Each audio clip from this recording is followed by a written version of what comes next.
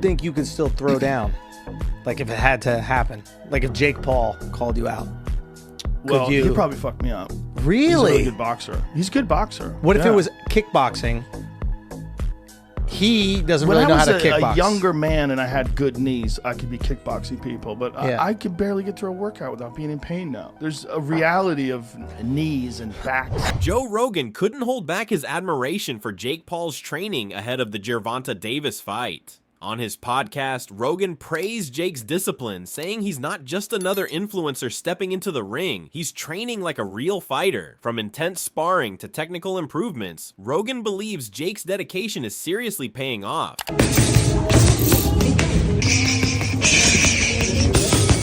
This workout's fueled by Celsius, baby.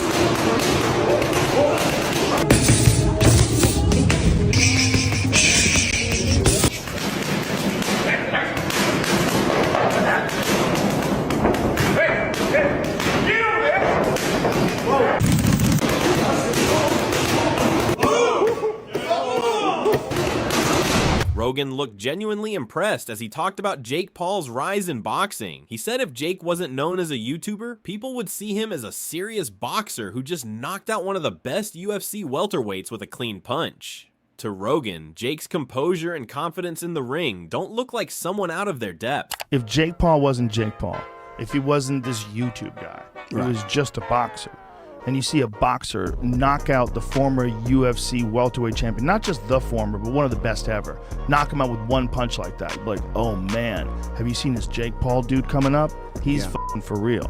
Because nothing about watching him fight, to me, screams like he's in over his head. Nothing.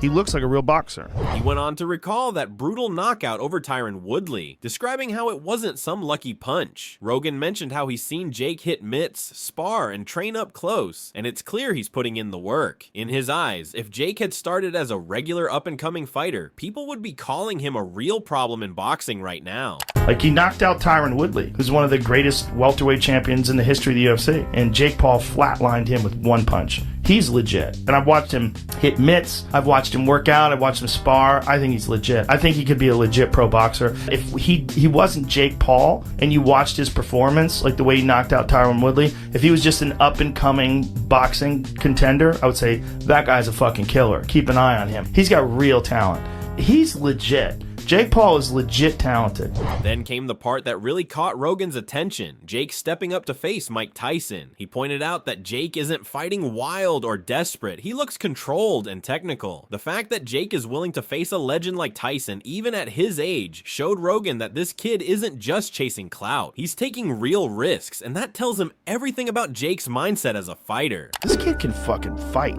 He knows how to fight. He's not like sticking his head straight up in the air and winging punches with his eyes closed. He's fighting well. Nothing he's doing looks wrong. And the fact that he's willing to fight Tyson, even if Tyson's 57, just the fact that he's willing to actually take a chance at Mike Tyson not being able to do what he used to do. Because that's what he's doing. When the talk shifted to Jake Paul's upcoming fight with Gervonta Davis, Joe couldn't ignore how wild this matchup looks on paper. The difference in size, style, and background between the two makes it something people can't help but question. He described it as one of those fights that makes everyone stop and wonder what kind of clash this is really going to be. As the conversation went on, he and his guests seemed unsure about treating it like a full-blown all-out fight. The way they saw it, the event carries more of an exhibition vibe, something entertaining, but not exactly the kind where one man truly proves dominance. That's what keeps the hype alive, but leaves fans wondering if they'll witness a real war or just a spectacle. In boxing, so you got Canelo Crawford, you got Mike Tyson, Floyd Mayweather, that's happening, and then you have Jake Paul, Gervonta Davis. That's the state of boxing. Yeah, that's right now. crazy. Let that sink in. Jake that's Paul, right Gervonta Davis is so crazy. 135 versus 200. That is so nuts. They're all expeditions. None of them are. Yeah, they're exhibitions. But what does that mean? Just means you don't really, nobody wins. They're not. It's kind of. I mean, It's weird. I don't want Jake to assume they're not. It's not like a real scrap. Joe then brought up two legendary fighters to drive home a point about attitude. He explained that when there's genuine bad blood at the top level, the tension feels completely different. That kind of energy makes a fight feel inevitable, not promotional. Comparing that to this matchup, he hinted that if this were that type of rivalry, the tone would be far more dangerous than theatrical. It's not real. Really? So they're not trying to knock each other out? No. Well, Mike Tyson and Floyd Mayweather don't like each other. They have not liked each other forever. Tyson and Mayweather. Yes. But they like Mike money. Tyson and Mayweather don't like each other. Huh. If there's a fight that might be real, like where Mike Tyson might say, I'm going to knock this motherfucker out, or I'm going to try to knock this motherfucker It would be out. Now here's where things get interesting. After seeing all that training footage, Wade Concept started piecing together what might really be going on behind the scenes. His prediction wasn't just about who wins, it was about what both fighters are planning to do when that bell rings. He pointed out that this matchup isn't about showboating anymore. Tank's team seems to be crafting a strategy that could flip the whole narrative. Love that. Here's the look at that, overhook again. Right there until I'm ready. Off the lead foot, boom. Pop the head up. And again, here comes Jake. Okay, we're in a tussle. Lean on my lead foot, uppercut left hand, roll, and hook left hand down the middle. That is good stuff. Again, one of the things that we have seen Jake struggle with, even in the Mike Tyson fight, if we go back, one of the things Jake has struggled with so much is his feet. His feet get so wide, and he gets a little flat-footed at times. And especially when he throws a big power punch, his feet get a little scabbed. Wade noticed how Tank's recent training clips hinted at something deeper, not just hitting harder, but preparing for the exact kind of clinch game Jake used against fighters with smaller frames. Those drills where Tank keeps control even when pressed against the ropes weren't random. They looked like rehearsals for how to handle Jake's weight when things get close. Wade's take. Tank's gearing up for a counterattack that could turn a simple clinch into a fight-ending moment. We see here, even the jab and the retreat off the jab. He stabs him with the jab, but look at how wide his feet are. If Jake tries to even potentially throw a right hand here, there's no leverage on it. So he has to get out of range and come back. Now this time when he throws it, step, throw, but look where he throws that from. Look at the off-balance nature of this. Like, that's still a good right hand, and honestly, if he lands it, that would probably knock Tank out. Just because he's that big a dude, but he's so... At the same time, Wade didn't count Jake out. He highlighted how Jake's been quietly sparring with fast, compact fighters like Ray Ford to get used to the pressure. It's not the kind of prep you expect for an exhibition, and that's what caught his attention. If Jake can manage to use his frame without slowing down, it could become a battle between power and timing rather than just size versus skill. So out of position here that if there is a follow-up to any of these punches, Jake's either going to have to go straight back or he's going to be hit with something. Now imagine, same scenario, we get this exchange right here. Same spot. Bang, bang. Jake's overthrown the right hand, slip, bang, bang. I'm not saying it's likely. I'm just saying it's possible. There are things that if you look at Jake's game, and I'm not saying that these two sequences are everything in Jake's game in this Mike Tyson fight. It's not what I'm saying. But this is a pattern that you recognize with Jake, is that when you do see him load up on... Wade left his breakdown hanging with a bit of mystery. He didn't say outright who would win, only that the clips tell a story that's still unfolding. With both sides hiding more than they're showing, he hinted that whatever's being worked on in Tank's camp, that tight control in the clinch, that sudden release, might be the move everyone will be talking about after fight night.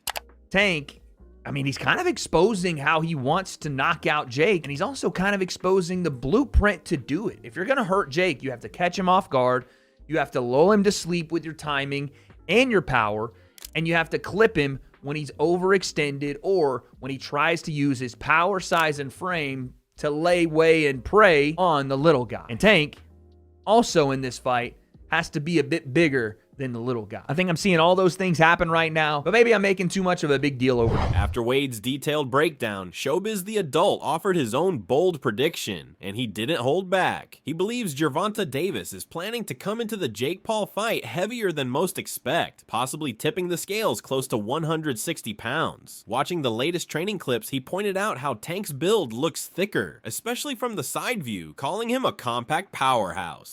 Yeah, Gervonta Tank Davis, is my prediction that Gervonta Tank Davis is going to weigh in on the night of the fight against Jake Paul, knocking on 160 pounds. Don't be surprised if he's 157 pounds, something like that. You guys see this footage?